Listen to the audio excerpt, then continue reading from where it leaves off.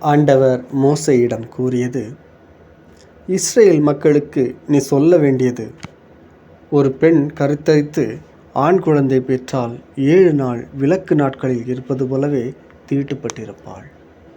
8ஆம் நாளன்று அதற்கு விருத்த சேதனம் செய்யப்பட வேண்டும்.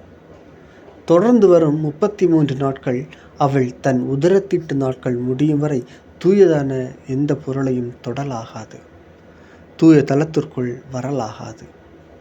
அவள் பெண் குழந்தை பெற்றால் 2 வாரம் விலக்கு நாட்களில் இருப்பது போலவே தீட்டாயிருப்பாள்.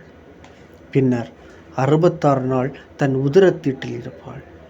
குழந்தை பெற்றவள் அது ஆணாக இருப்பினும் பெண்ணாக இருப்பினும் தூய்மையடையும் காலக்கெடுவிற்கு பின்னர் ஓராண்டு நிறைவுற்ற செம்மறி ஒன்றை எரிபலியாகவும், புறா குஞ்சு அல்லது காட்டுப்புறா ஒன்றை பாவம் போக்கும் பலியாகவும் குருவிடம் சந்திப்பு கூடார நுழைவாயிலுக்கு கொண்டு வர வேண்டும்.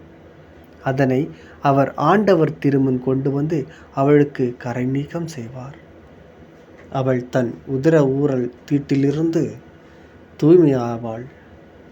இது ஆண் அல்லது பெண் குழந்தை பெற்றவருக்கு விதிக்கப்படும் சட்டம். ஆட்டுக்குட்டி கொண்டு வர வசதி இல்லாதவள் 2 காட்டுப்புறாக்களையோ 2 புறா குஞ்சுகளையோ கொண்டு வந்து ஒன்றை எரிபலியாகவும் மற்றதை பாவம் போக்கும் பலியாகவும் படைத்து அவற்றால் குரு அவளுக்கு கரை நீக்கம் செய்வார். அப்போது அவள் தூய்மையாவாள்.